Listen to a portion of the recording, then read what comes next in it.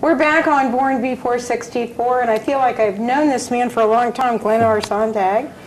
And you know, one of the things that you didn't mention was your mother, if she's still living or not, what her name is and how old she is. Well, my mother's name is Adelia, but she goes by Dale, so everybody knew her as Dale. And she is still living, thankfully, and she's 101 years old and living in southern Minnesota. So. Wow. Now, does she live by herself or what? She actually now is in a nursing home facility. But for about a decade, she was in an assisted living facility, and up until really a year and a half ago, she was doing very well, and she certainly recognized I had authored the book and the dedication to her, and she was.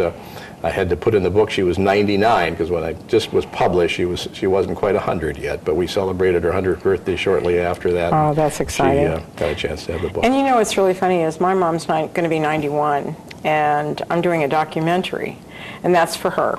Okay. So I haven't written my book yet. No, but we will. Okay. We will. Okay. We will. You know, one of the things that I wanted to ask you is right after you did your stint in the Air Force. Mm-hmm. When did you become this financial planner, this financial advisor? 72 is when I started, say in Minneapolis, and then 5 years later moved to Chicago to take an opportunity with another firm. And I've been in that business ever since, and it certainly has evolved. 38 years, wow. Yes, thank you. So let me ask you a question. Did you ever notice as you were being a financial advisor, your clients, what they look like in comparison to you? Did you see that situation? Well, when I was starting in the business, it was very common that most men in business, in any line of work, did wear a coat and tie to work. We hadn't hit that business casual environment in those days. And so no one thought anything of it. You simply wore a suit and tie to work every day. And attorneys did, accounting professionals did, business people who worked for corporations wore it, everybody. And of course, also the fact that I was in the Midwest, on the coast, on the West Coast, I think it was probably casual earlier, but particularly Silicon Valley blossomed. Then they went through that mushroom stage where they were hidden, right? So they wore anything, they didn't care about shaving, they looked like, some whatever, right? And I don't know what happened to them. And I mean, we've gone through a lot of periods with fashion for men that's gone downhill, not uphill, especially sometimes. Am I right? I would say so. Certainly the trend to business casual and the difficulty in defining for most men what that means, they err too often on dressing inappropriately as a consequence, inappropriate for the occasion. If you're going to a baseball game in the summertime, you can wear shorts and a T-shirt and sandals and whatever. A baseball cap. I mean, you're at a baseball game. Some guys would take that and think that would be an appropriate attire to perhaps for other types of things, even perhaps for the office. I would hope not. But there's certainly been a trend over the past 10 to 15 years, I think, to get away from the suit and tie. I don't know if it's coming back. It strikes me that it is a bit. I think that I really agree with you that I think it is, but I think what's weird for me is to see earrings on men and these weird looking things that look like that they're punctured their ear or something. And it's real hard for me to look at a man with earrings on. It just, I don't know why, but it just... Well, you know where that started. I don't know where that started. Michael Jordan. Michael Jordan started, really? Absolutely. When Michael Jordan put a 1-carat diamond earring in his right ear, it became acceptable. And other athletes did it, of course, and then men thought it was perfectly okay to wear an earring. I don't think it's any different, frankly, than what we've seen when Steve Jobs, who, at Apple, would make a presentation on a new product launch, and he'd be wearing a pair of black denim jeans and a black mock turtleneck, and all of a sudden that becomes an acceptable attire in a business casual setting. Take it another step. Mark Zuckerberg, Facebook, does an interview in a hoodie. So I think it might also be a function of the fact that the more eccentric you are, or maybe I should say, richer eccentric you are, the more you can get by with doing any of these things. But it doesn't make it the right thing in a sense. It doesn't make it the wrong thing, but it doesn't make the right thing. But no law There's against no it. law. No, there's not, certainly. But why are men so, you know, we talked about this on the phone a couple of days ago, where, you know, you never know unless, you know, and I've always helped my husband, you know, and want to see him kind of coordinate with me, and he wants to see me coordinate with him.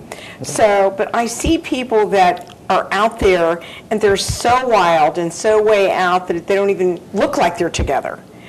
And, you know, then you'll see men that don't want to try to change in the trending situation. Like, what really bothers me out there is to see guys with these weird-looking pants that come down to their ankles practically, and they look like they need to pull their pants up, and I just want to go over and go like this, you know? When did that come into fashion? Well, I suppose it was just another trend, and no different maybe than going back to the 60s when you wore bell-bottom trousers. Oh, that's true. That's true. I hope we never go back to that. You know, I've seen, you know, narrow lapels and narrow ties and wide lapels and wide ties. And those things are going to always evolve back and forth, but it's the idea of what is appropriate to wear for the occasion. And I think when we were talking about it on the phone, I commented to you that the reason women, at least almost invariably, show up appropriately dressed, maybe not well dressed, but appropriately dressed, maybe there, is because they talk to one another in advance of the outing they're going to. You know, you're on the phone. What are you wearing tonight, right? You know, wearing a suit, you're wearing a slacks, you're going with a dress, what happens? Guys don't call one another and say, you know, Bob, are you wearing a blue suit tonight, or you're going with a sport jacket, tie, no tie? Guys don't do that. So they guess. They say, well, what am I going to wear tonight? Well, I don't know. And they, you know, and sometimes, therefore, they're underdressed for the occasion. I don't happen to think overdressed is a bad thing at all. So consequently, I think if you showed up for something and you were a bit overdressed, you really don't have to apologize for looking nice. I don't think you do either. I think seeing a man, and even formally dressed, I love that. It really shows class. Well, it's probably a man's best look. It is. A tuxedo, if that's what you're referring to. I'm referring to that. And perhaps because it's hard to screw it up. That's true. You know, they tell you that you're going to wear a white shirt, right? You're going to wear a bow tie, likely, although you can wear a necktie. Cummerbund, perhaps, yes, no. Patent shoes, right, leather shoes.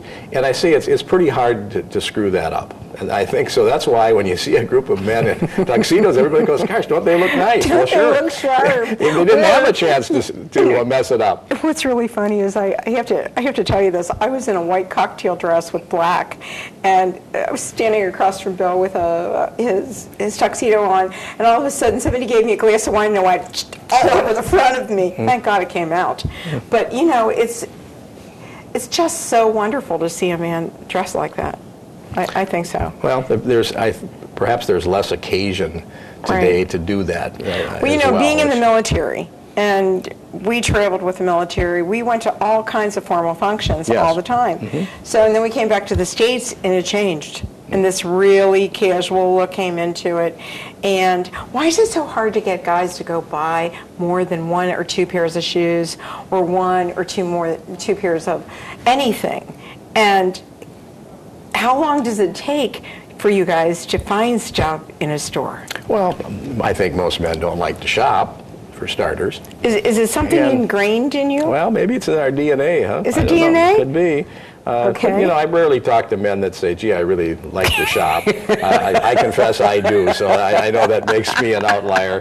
But, and I think what happens, too, is men don't spend any time planning a wardrobe and looking at it in the sense of saying, what are some essentials that I need? What are some fillers, some nice to haves for different occasions, and over maybe some period of 2 or 3 years, make the expenditures necessary to build a wardrobe. I don't think guys, think along those terms. And on that note, we're going to take a short break, and then we're going to talk about your book and how it came about, and also how tips for men. Okay? Wonderful. We'll be right back on Born Before 64. And where can people buy your book, by the way? The book is available on Amazon. Amazon? In print form or in the e-reader formats, all the e-reader formats. So it's easily obtainable. Okay. Or on my website. And what's your website, real Anything quick? other than naked.com. Oh, wow. We'll be right back on Born Before 64. We'll be right back on Born Before 64 after this commercial.